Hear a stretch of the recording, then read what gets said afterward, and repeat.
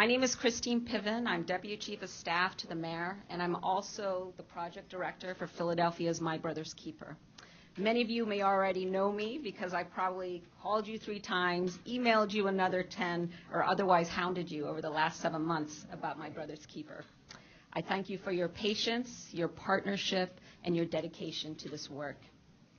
Today, I'm here to provide some background about My Brother's Keeper and to introduce our speakers. The My Brother's Keeper, or MBK Challenge, is President Obama's signature initiative to ensure that all young people, particularly boys and young men of color, have every opportunity to succeed. In Philadelphia, we're very fortunate to have a mayor that has made this a focus in a variety of ways in his administration over the last 7+ years. The president has challenged communities across the country to develop action plans to focus on this issue. The MBK Challenge has 4 steps and 6 milestones. The milestones are posted around the room, and they're behind me as well. But in brief, they are: 1, all children should enter school ready. 2, all children should read on grade level by 3rd grade. 3, all youth graduate from high school. 4, all youth complete post-secondary education or training. And 5, all youth are employed. And 6, all youth remain safe from violence and have a second chance. A few highlights of the challenge are that the White House asked us to look at our data, at Philadelphia's data, to identify our most vulnerable populations within each of the milestones. And for Philadelphia, it is boys and young men of color. They also asked us to look at our high-performing programs and strategies. And during this phase of the challenge, we identified organizations that are already working within each of the milestones, and we identified leads for each one. They also asked us to include the youth in our work, and we did this in several ways, beginning with the summit in November to 2 additional listening sessions that were focused on youth that we held in January and February. And we look forward to building out this relationship as we move into the next phases of My Brother's Keeper. And the next step in the challenge is to release the action plan, which is why we're here. And today we have an impressive agenda and speakers, and we're going to hear from our gracious host and the lead organization on Milestone 4, Donald Generals, who's president of the Community College of Philadelphia. Okay, you can come on. And then next we have an exceptional young man who's an AmeriCorps Vista and the volunteer engagement coordinator for the city's Philly Rising Collaborative, Davis Lewis Pierre. He will speak next. And then we are extremely pleased and honored to have White House Cabinet Secretary and Chair of My Brother's Keepers Task Force, Broderick Johnson, with us today. And then the mayor will speak last. And his passion and leadership has made MBK a priority within his administration. Anyway, I thank you again for joining us today. And Dr. Generals. Thank you. Good morning. I'd like to welcome everyone to Community College of Philadelphia, where we are the college of choice for so many of our citizens, and especially our citizens and young brothers of color. Welcome on behalf of the college and our mayor, as well as one of our board members, distinguished guests. Community College of Philadelphia continues to provide services and opportunities that would otherwise not be available to those who seek a higher ed credential. Specifically, I'd like to point out our Center for Male Engagement, which continues to provide opportunities and services for young men of color and fits right into the perspective guidelines of My Brother's Keeper.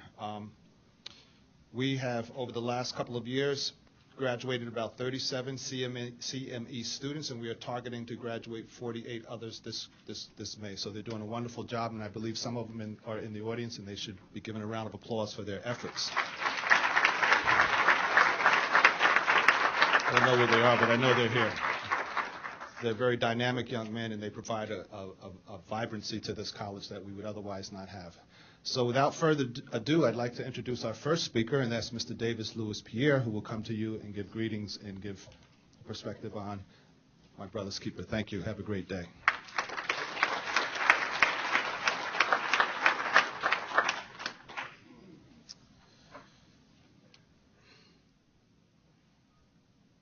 Good morning, Mayor Nutter, Secretary Johnson, President Generals, Dr. Height, Power Corps, community leaders, and guests. So I'd like to start off with a quote by Benjamin Franklin Fairless, a man who faced adversity in his lifetime, but later became president of a large steel company. So here's the quote. What is the recipe for successful achievement? To my mind, there are 4 essential ingredients. Choose a career you love. Give the best there is in you. Seize your opportunities. And remember to be a member of a team. So I'd like to focus on our attention on the part of this quote that speaks on seizing opportunities. How often do we advise, or are we advised by others, to seize opportunities that are presented? I presume many of us have either heard or shared this advice a significant amount of times throughout our lives. But I wonder, what if this advice that you shared with someone was not supported with pre-existing opportunities? Or what if the individuals you shared this advice with, they ceased to believe that they could grasp opportunities that were available to others? So these are just some questions that I've pondered on. Since my childhood, my parents taught me the significance of working hard, abiding by rules, and seizing opportunities. It was made clear to me that if I focused on my goals and took ownership of my responsibilities, I would achieve success. With the help provided to me by God, my family members, my friends, teachers, and mentors, I was able to seize opportunities that have helped me to earn both a bachelor's and master's degree from Westchester University after graduating from Lincoln High School in the school district of Philadelphia. Upon earning my postgraduate degree, I proudly served as an AmeriCorps member with City Year Greater Philadelphia, and I'm currently serving as an AmeriCorps Vista with the Philly Rising Collaborative in the Managing Director's office. Every day I thank God and my support system for their help, because I know that without their support, I would not have been able to achieve my goals. As I reflect on these steps that I've taken thus far, I remember that there were times where I felt overwhelmed, being compounded with research papers, organizational roles, and personal matters. At times, I felt as though I was just juggling many responsibilities at once and did not see how I would make it through. Despite many responsibilities that I had, I always was fortunate enough to have amazing people always standing in my corner. As a result of their support, I was able to accomplish my goals and experience success. So while I am truly grateful for the opportunities that I've been able to seize, I often think about my brothers who were not presented or able to seize opportunities or greater opportunities. With a major education budget crisis that has left several of our schools under-resourced, it is evident that wonderful opportunities for our youth are diminishing, which makes it extremely difficult for them to achieve their goals. It is time that we encourage our youth to dream again, to present them with opportunities and help them achieve their goals. Mayor Nutter stands behind President Obama's My Brother's Keeper initiative because he believes in providing our youth with ample opportunities. I too stand behind this initiative because I believe in it. So my story should not be an exception, but should rather be the norm for young men in our city, in our nation, and in our world. Our youth are in need of strong support system, along with lifetime opportunities. Let us join together and make every effort to provide them with the support they need and create vast opportunities so that they can achieve greatness and that they can progress. Thank you. So at this time, I'm going to pass the mic over to Mayor Nutter, who's going to introduce Secretary Johnson.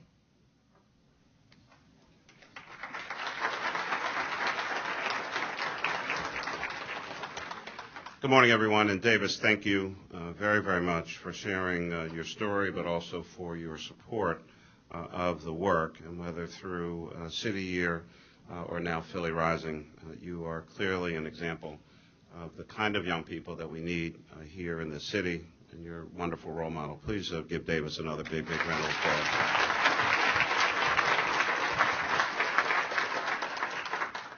Dr. Generals, our host, thank you so very much. Our great leader at the school district, Dr. William Height, thank you. Our regional administrator for HUD, Jane Vincent, thank you for being here today as well. And certainly Christine Piven, Deputy Chief of Staff, and the manager of this My Brother's Keepers initiative for the city and the entire working group. Can we please give all of them a huge round of applause?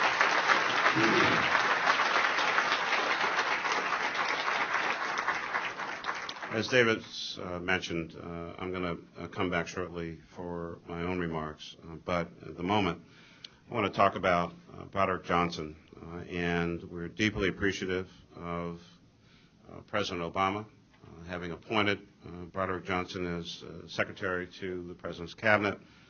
I'm appreciative to Valerie Jarrett, the Senior Advisor to the President and the Leader of Intergovernmental Affairs, in helping to push forward this initiative, but also certainly encouraging Secretary Johnson to be here with us today. He was with us at our first announcement with regard to My Brother's Keeper, and so we are thrilled and excited for him to be back in Philadelphia for this occasion. Secretary Johnson has spent more than 30 years in Washington, D.C. as an attorney, lobbyist, and aide to some of the most influential leaders in American history. From 1998 to 2000, he served as the principal liaison to the House of Representatives from President Clinton's White House. After some time spent in the private sector, he served with Obama for America beginning in 2011, and in January of 2014, President Johnson appointed him as Assistant to the President and Cabinet Secretary. During his tenure in President Obama's White House, Broderick Johnson has also led the President's My Brother's Keepers Task Force. We're honored to welcome him back to Philadelphia for the launch of Philadelphia's MBK Action Plan. Secretary?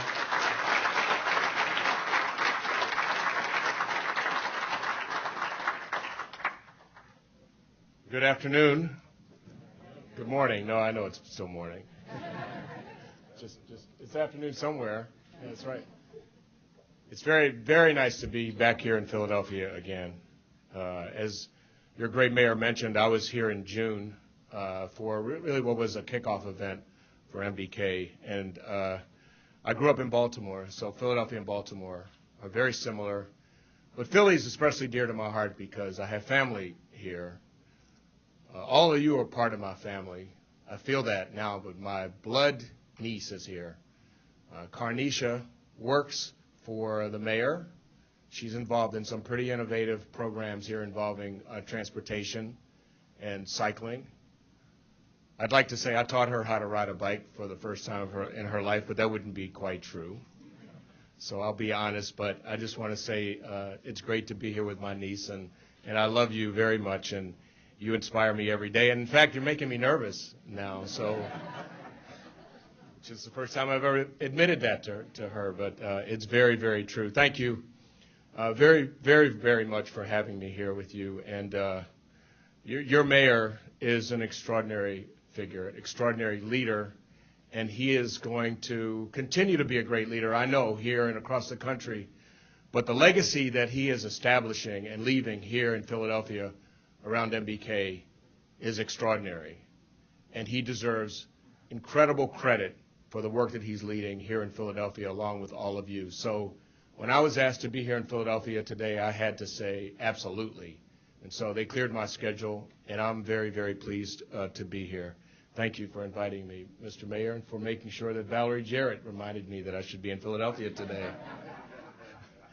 I understand, right? I understand the subtleties, believe me, of life. Thank you very much also to Christine Piven for the incredible work that has gone into the action plan that you are unveiling here today. And I really, it's an extraordinary plan. I can tell you the President will be very happy to see this document, to read this document, and thank you very much for that, and I can assure you he will see it as soon as I get back to Washington. I'm just going to barge in his office with a copy of the plan, even if he's talking about Iran or something like that. So I'm sure it'll go over very well. Davis, thank you very much for your remarks, too. You know, this work is it's really about you, right? And it's about guys like you. It's about guys younger than you, who you are an incredible role model for. But the president was motivated to start this program because of guys like you, right? And because the impact that you can have by talking about your experiences, sharing them not just with us, but with your peers and with people who see you as a role model. As I listen to you talk about hard work and taking advantage of the opportunities, you know, sometimes people will say, you know, that MBK work, that's good, but it doesn't address institutional racism. You know, there are limits to what we can do in the work that we're doing on the MBK, but, you know, we have many, many ways we can affect policy and change. But when a guy like you takes the opportunities that are in front of you and doesn't turn away from them or make excuses, but seizes them, that really is what this work is all about, making the opportunities happen so that young men like you can seize those opportunities and become the next great leaders of this country. So thank you very much for your remarks as well. They were very, very inspiring.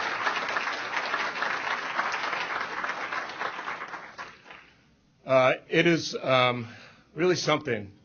I read this report and was inspired by it in so many ways. First of all, because of its rigor, right? I mean, people need to understand that when the President of the United States makes something a priority, this president especially makes sure that it is done with rigor.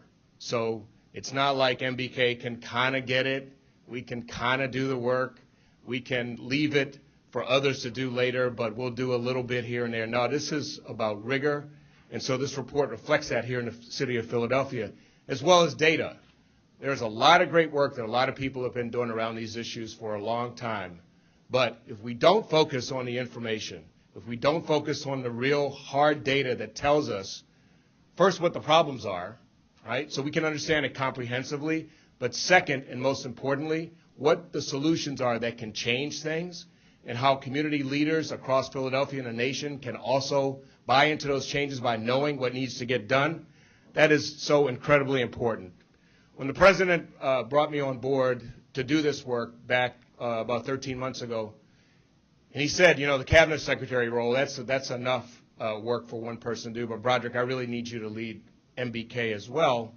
He said, because, and we didn't have a name for it yet, but we had a sense of what the name would be, because the president has talked about my brother's keeper before. Go back to his 2004 speech, and he talks in the Boston Convention floor about my brother's and my sister's keeper.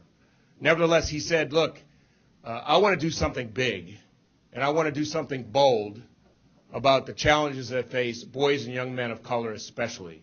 And I have unprecedented power to do something. So I want you to lead that effort, but I don't want you to just sit in Washington, sit in the West Wing, go out and talk to some of the cabinet secretaries. I want you to get out across the country and go to cities like Baltimore and Philadelphia and Chicago and meet with people and listen to what people have to say, because this isn't about the president dictating things, but it's about hearing what people are doing on the ground and solutions that they had. And so he said, I want it big, and I want it to be bold, but I want it to be sustaining. I don't want this work to go away when my term is up, my second term is up in office. So make sure that roots are planted in the ground across the country in order to continue to do this work. And finally, he said something to me that he has said to me many times. It's been my good fortune to know the president since 2003. And I remember the first time I met him, he said he was motivated to run for president one day because he wanted to change the world.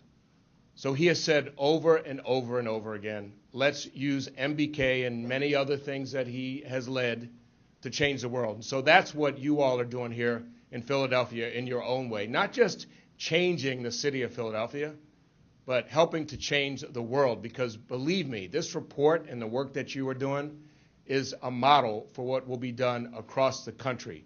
There are many communities that may be struggling with how they're going to get their action reports done. Well, now we have a model for making sure that they get those plans together, because we can say, look, this is what Philadelphia has done. This is the first city to put an action plan in place, by the way. And by the way, so be real proud of that, and it is a great report. But it is a great report. But, you know, we talk, right? We talk about these issues. It's important to talk. It's important to plan, and so we plan, and we have to keep planning. But it's so important to get action going, and that's what this report is. It's about the action that is going to be done, is being done, but will continue to be done at a grander scale here in the city of Philadelphia. And so that's what is so inspiring about this report. You all have been really busy here in Philly. Again, I was here last June, met with over 100 community leaders and youth as part of the Philadelphia Anti-Drug, Anti-Violence Network. The Secretary of Education, Arnie Duncan, and Congressman Chaka Fattah were here for an MBK roundtable in July. In September, you officially accepted the President's Community Challenge, one of the first communities in the country to do so. And you've had a number of other summits. You've had a youth hackathon. You've been listening. You've been engaging people throughout this community. And so, again, today it all led to this action report, which I appreciate you asking me to come and sharing with me. You know, I remember people asking, how engaged is the president going to be in this work? And I just want to give you an example of his personal engagement. And because it's so apparent, every day I see him and we have an opportunity to talk about what's going on, how my work is going, he says, so how is MBK? And he doesn't want to know about how editorials across the country, like the Wall Street Journal, have written nice things about MBK because it's not a big government program, and it's really focused on volunteerism in many respects. But he wants to know what young people across the country and community leaders have to say about this work because of his own personal investment in this work. So we had, it's pretty extraordinary, under the presidential memorandum that established MBK, we were required to give the president 2 reports on our work in just 1 year. And we got both reports done, and we got the reports done in time. I remember the president saying, well, if you don't get the first report done in time, at least give me a summary. And I was like, I'm not falling for that, Mr. President. I'm not looking for an extension because, as I said, this is about the rigor of this work. Nobody gets an extension for foreign policy reports or anything else. So we got the 2 reports done. The second report, which we issued just a couple weeks ago, talks about work that's being done in nearly 200 communities across the country, including, of course, Philadelphia. And that report is available online, and you can read it. It's a very comprehensive, fascinating report of about 60 pages. But the same day we issued the report, on February 27th, there are 2 other things the president did that go to his personal motivation to do this work. First, I don't know how many of you listened to StoryCorps on NPR, but that Friday, the president was interviewed by a young man who is part of the White House Mentors Program. So a 17-year-old from the area. And in that interview, the president and this young man went back and forth and talked about the challenges that they similarly have faced in their own lives, being raised by single moms, but taking advantage of opportunities in front of them in order to make a difference. So it's really a compelling interview, and you can still listen to it, and you should go listen to the StoryCorps interview. There are about 10 million people across the country who heard that interview, by the way, right? So that's the bully pulpit effect of when the president says something, people tend to listen, right?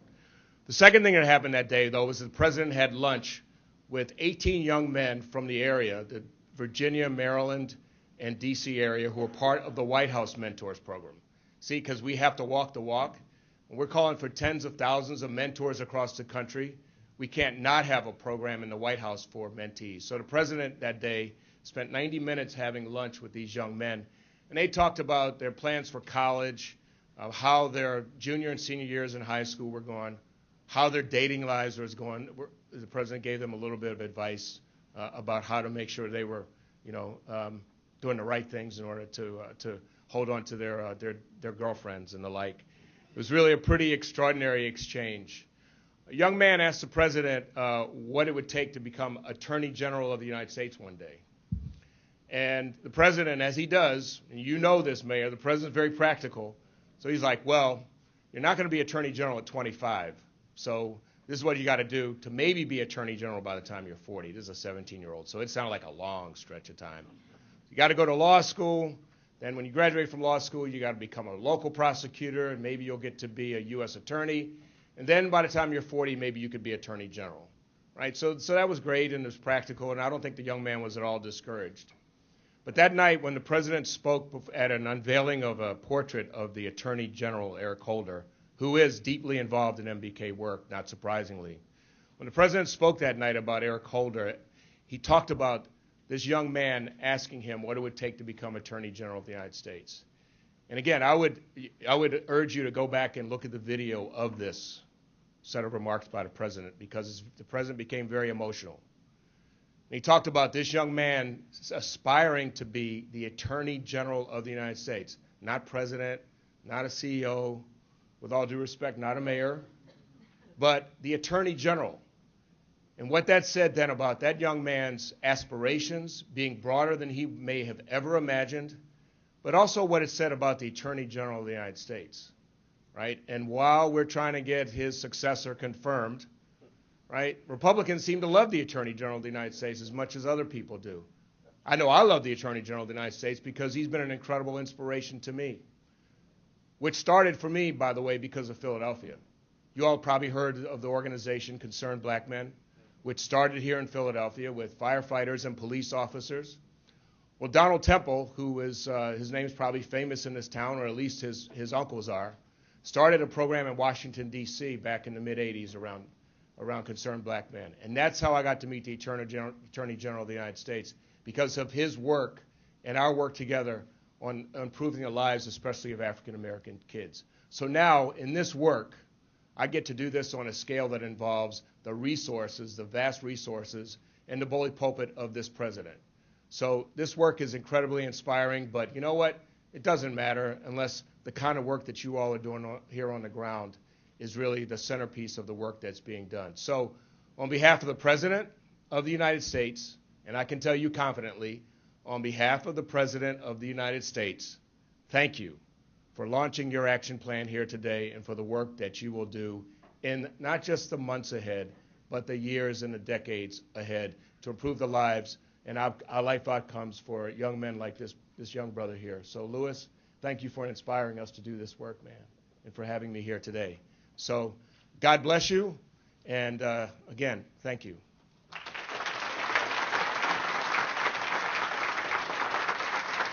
I have a couple folks that I do still need to recognize, and the driver of many, many, many things that happen in our government. And of course, I get to go to a lot of places and certainly make remarks at a ton of events. But you all have certainly come to know me well enough to know that I don't do this work by myself. There are a lot of people who really need to be thanked. But first and foremost, and he can't be here because I think he's actually at City Council this morning for budget hearings, is our Chief of Staff and Deputy Mayor for Public Safety, Everett Gillison, who helped keep the trains running, and our City Representative and Director of Communications and Strategic Partnerships, who is here, Desiree Peter-Campbell, over on the side. Desiree? I was not ignoring our great friends and partners over here, our lead representatives. You're going to hear about them and hear from them very, very shortly. But I do, once again, as I came in and as I always do whenever I see them, want to give a special shout out to our great, great young guys and gals at Power Corps PHL. Please recognize Power Corps PHL. Power. That's what I'm talking about. I am my brother's keeper. And I think all across the city, certainly we need more and more people giving that as a response to the question, of course, that was asked so many, many, many years ago, am I my brother's keeper? The answer, of course, should be yes, I am my brother's keeper. If you look at I'm assuming everybody has a report. If you go to the back, because our folks are so shy about being recognized, so of course they put themselves on the back of the report. You've heard from Christine Piven, of course, the coordinator of all this, but that's just really a sample of the number of people from within the city government who actively participated in this process from across all kinds of departments and agencies, certainly the mayor's office and policy and planning, every department and agency I've had meetings with and indicated that they have a role and a responsibility in this work. We have a number of folks here from the philanthropic community. I want to thank them as well for their commitment to the city. You make things happen. And the report, as Secretary Johnson indicated, it is comprehensive in nature. There are 6 initiatives in what President Obama has laid out as My Brother's Keeper. We address each and every one of them because, in my view, and what I said to the team, if we're going to do this, we're going to do it right, we're going to do it well, we're going to do it comprehensively, and we are going to address every one of those 6 priority areas and give each of them their due and their attention. So we are excited about this particular initiative and this announcement. And for me, at least, again, I get to make a lot of announcements. We've produced any number of reports in recent times. From my view, at least, they've all been significant and important. But this one in particular, has special meaning to me. As Secretary Johnson was talking about, whether it's Davis laying out his life story, the President talking at Attorney General Holder's portrait unveiling, or for someone like myself to be in this position, to be able to do this work. You hear from me from time to time about just being a lifelong Philadelphian, a kid from West Philly, someone who was told that there was no way that you're ever going to win a seat in Philadelphia City Council, but did so. And certainly was told absolutely no way in the world are you ever going to be mayor of this town. And obviously we know how that all worked out. To have the opportunity to do this kind of work in your hometown for young men and boys of color, and to have, as the Secretary again indicated, as mayor, certainly I don't have all of the resources of the President of the United States, but for our small part of the universe, the government is powerful, has resources, can do certain things when it is properly directed. And this is the work of what a city should be about, and this is the work, of course, that mayors and other elected officials have to stay focused on. Cities like Philadelphia, all across the United States of America, unfortunately, too many of our citizens continue to face enormous challenges in their lives, challenges that impede their progress, stifle opportunity, as all of us have a right to try to set out to achieve the American dream. But the only way that we're going to expand those opportunities and move toward that dream is if we all move forward together.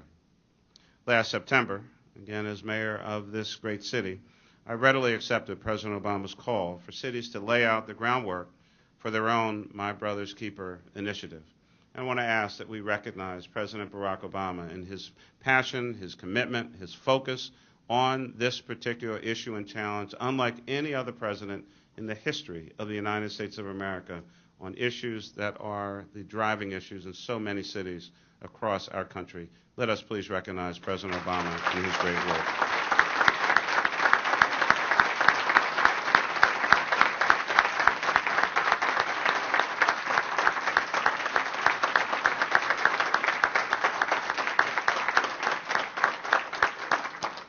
Now, the President charged us to develop comprehensive, cradle-to-career strategies that aim to address the interconnected and complicated issues that have plagued many for many, many generations, and particularly young men and boys of color. We know the problems: disproportionate rates of poverty, limited economic opportunities, elevated instances of crime as either victim or perpetrator, and in some instances we've had young men that have been both, literally in the same week. And certainly poor educational achievement, and you know I'm going to talk about that. My Brother's Keeper is based on the belief that we as a community have a shared responsibility to not only talk about these issues, regardless of how difficult they are, but ultimately that we work together to find solutions that help ensure that every person has an equal chance to succeed. Over the past 7 months, MBK Philly, under the umbrella of the mayor's office, took the various strategic steps to address this important initiative. And some have been mentioned, but they bear repeating. In September, we joined the President's Challenge, and the MBK Philly Working Committee was formed, consisting of more than 20 city staffers from various departments and offices. In October, all city departments, agencies, and key partners, such as the school district, Philadelphia Works, and the Philadelphia Youth Network, participated in a policy review. In November, the city hosted 130 stakeholders from across public, private, and the nonprofit and philanthropic sectors, along with U.S. Transportation Secretary Anthony Fox and local young people. Over the following months, we held additional listening sessions with various groups, organizations, and communities, and again, particularly with our young people. And at those sessions, we received feedback, recommendations, and participation from Philadelphians all across our city.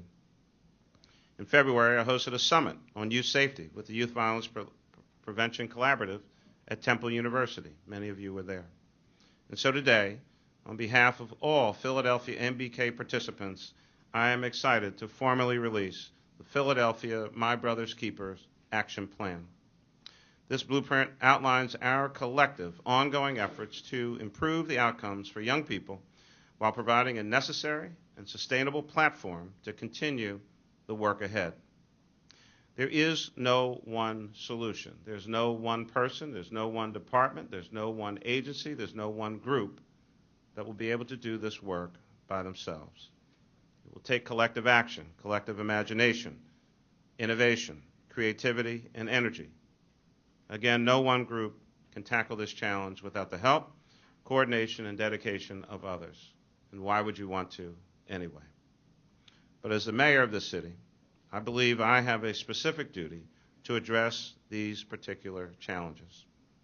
Since the beginning of our administration, we've made great strides as a city in areas of educational attainment, workforce development and training, and improving public safety. Over the last 7 years, our on-time high school graduation rate has increased by 12 percentage points, from 53% to 65% last year. Our college degree attainment rate is now slightly more than 25%, up from 18% the year before I came into office. That translates into about 70,000 more Philadelphians with college degrees in the last 7 years. Our current unemployment rate in the city is 6.4%. That's the lowest since 2008, before the recession. And we created the Shared Prosperity Philadelphia Plan to implement a comprehensive strategy to address poverty in Philadelphia. That plan was a part of our application for the Promise Zone out in West Philadelphia, of course, which we, of course, were successful in that being one of the first 5 cities announced by the President to be a Promise Zone community. In 2014, our homicide rate was down slightly over 36%. As compared to 2007, incidents of violent crime down 17%. Our homicide total is at the lowest since 1967, and violent crime totals are at 30-year lows in our city. Yet, you knew that was coming. Despite those gains and the overall well-being of our city, still too many of our fellow Philadelphians face what seem to be insurmountable challenges. More than 36% of young people in Philadelphia live in poverty. 20% are African American, 9% Hispanic, and nearly 4% white. Living in poverty clearly affects educational attainment. 51% of our Latino and Hispanic males and 46% of African American males do not graduate from high school in this city. Of young men between the ages of 16 and 24, nearly 36% are unemployed. 40% of those young men are black. On average in Philadelphia, 75% of our homicide victims are black men, and 80% of the folks that we arrest for homicide are black men. 32% of inmates in the Philadelphia prison system are males between the ages of 15 and 25. 77% are African American.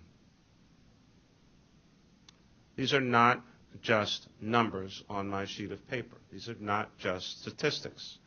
These are real people, real children, real Philadelphians, and these are real lives that are being damaged on a daily basis. And that's precisely why My Brother's Keeper and this forward-thinking action plan that we're releasing today is so important. We must capitalize on existing strategies and objectives while highlighting the need to continuously evaluate outcomes through a lens of disparity. As part of our efforts to push this work to the forefront today and ensure that it continues well into the future, I've had the opportunity to select the following individuals from MBK Philly. They have generously accepted this responsibility to lead one of the 6 milestones in this report. Milestone 1, you can see the flashing screen behind me as to what it is, but it's All Children Enter School Ready. Eva Gladstein, Executive Director of the Mayor's Office of Community Empowerment and Opportunity, CEO, is the lead representative on that initiative. Number 2, All Children Read at Grade Level by 3rd grade. Siobhan Reardon, President and Director of the Free Library of Philadelphia, the 2015 Librarian of the Year in the United States of America, will lead that effort. Milestone number 3, all young people graduate from high school. Jakima Fulmore Townsend, President and CEO of the Philadelphia Youth Network, and Cynthia Figueroa, President and CEO of Congresso and co-chair of Project U-Turn, will lead that initiative.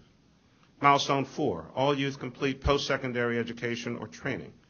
From the Community College of Philadelphia, Derek Perkins, Project Director, Center for Male Engagement, and Dr. David E. Thomas, Dean, Division of Adult and Community Education.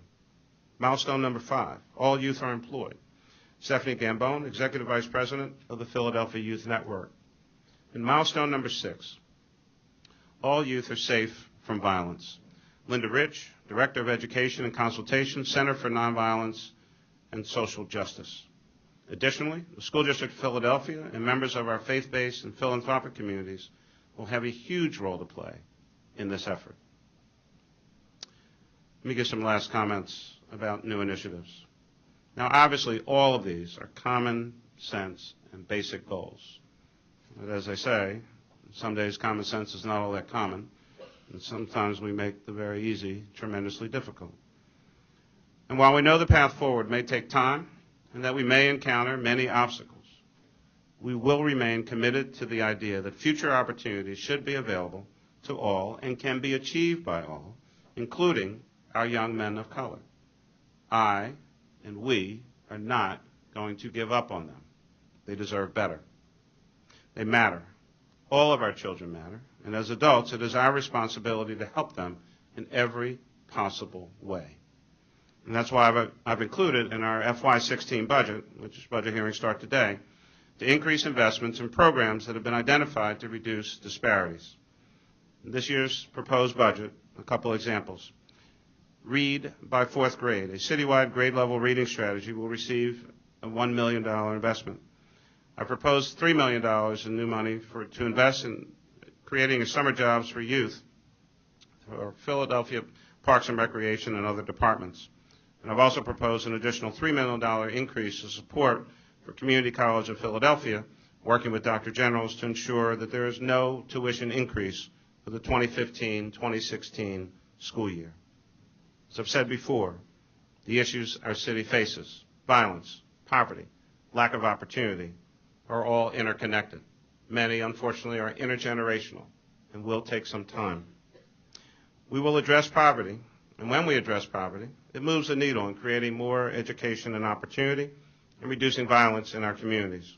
When we provide opportunities to young men of color and help them stay out of trouble, we increase the likelihood that they will graduate from high school and go on to higher learning and get a good job. When we keep our kids in school, we reduce the chance of them committing crimes or being a victim of crime and perpetuating a cycle of poverty. We must also properly and fully fund education for our young people in K-12 educational space. That only happens with the student-weighted funding formula provided by the state. But as we have in the past, we as a city must step up to better educate our young people. Now, nobody likes paying taxes, but most of us do. Everyone likes service. You have to pay for it. If we want to educate our kids, we will have to increase our financial support to Dr. Height and Action Plan 3.0 so we can stop this endless conversation about deficit funding and actually invest in educating our children. That means more teachers in the classroom. That means more social services. It means more nursing programs. It means more counselors. And I'm fully aware of what season we're in, and I understand that nobody wants to absolutely stand up and say that this is what I'm going to be for, because somehow the voters are going to be upset, and they might not be for you because you actually told them the truth in an election year. But you cannot say that you are for kids, you just don't want to pay for it. That's not true, and it's not going to happen. So let's have an honest conversation about what we're going to do to support kids other than talking about supporting kids. The median increase, we're at community college, so I know everyone knows what the median is. Half below and half above. The median increase is $104 a year, $8.66 a month. You can't get a pizza with one topping for $8.66 a month, but you can, in fact, support a child to get a better education in this city. If we want a better education for our children, we will have to pay for it and support it and sustain it and let it be recurring. We spend $105 a day to keep somebody up on State Road. Don't stress yourself on the math. It's $38,000. Or we can spend $104 a year to support this plan, have it go forward, and actually have a positive impact on children's lives. We have a decision to make this year. I don't care what the calendar says. We have elections every 6 months. This year should be the year for finally making a decision as adults that we are going to support the education of our children and do whatever it takes in this community, just like folks do in every other community around us who support their kids' education and pay more taxes than any of us will ever pay here in this city.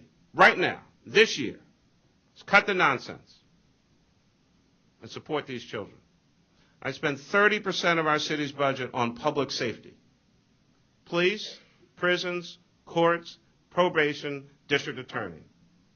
Chasing around the same couple thousand people all year long who we keep up on State Road for a little while, and then they get out, and then they do something else, and then we arrest them, and then they go back, and then they come back, and back and forth, and back and forth, and back and forth, because we will not make the kind of investment that we need to make right now. So that's what we're talking about. It's at the heart and soul of what MBK is about. It's about supporting children. That is our job. That is our duty as adults in this city. And when we support our children, they stun us with what they can do with the resources that they have. They are so resilient. It is amazing that they're actually still making progress, even though their educations have been damaged for the last half dozen years by the cuts from Harrisburg and us not doing what we need to do. We've done a lot. I applaud City Council and our administration, done a whole lot. That was yesterday. I'm talking about tomorrow. But I digress. Secretary Jones, I start talking about education, I just lose my mind. So you know we have chronic challenges that hold our city back. They require a broad coalition that's concerned enough to get engaged to make a difference. But I have not one doubt in my mind that if we put our minds together, and put our hearts together, put our souls together, worry less about credit, and more about results, we can all move in the same direction and have our young people with a brighter future. I want to point out something else to you. And I'm glad the Secretary said it, and I appreciate the praise. This certainly could be a national model for a program, and obviously we're going to work with all the other cities across the country and the President's administration. This also has to be about the long term. And so, again, very much aware of the calendar. You know, we do a lot of things in this city regardless of who happens to be sitting in room 215. I can assure you that next year, if you call 911, a police officer or a firefighter or EMS vehicle will show up. no matter who wins the election. I can assure you that your trash will still get picked up. I can guarantee that water will flow from your pipes when you turn your faucet on. Those are just things the government does. Well, this should be a thing the government does. This is not my plan. It's called My Brother's Keeper, Philadelphia, on purpose. This is the city's plan, because every department and agency in this city government right now is committed to this. And no matter who is fortunate enough to be the next leader of this city, I would hope that he or she would place the lives and futures of young men and boys of color at the top of their agenda and use a roadmap that's already laid out, tailor-made for this city. So my commitment is to help ensure the implementation of My Brother's Keeper long after I have walked off the stage of the Academy of Music, because I understand that this will be the most important work that I will ever do in my entire life. 22 and a half years of elected public office, 30-plus years involved in the politics and the lifeblood of this city. This will be the most important thing I will ever do in my life publicly. Thank you.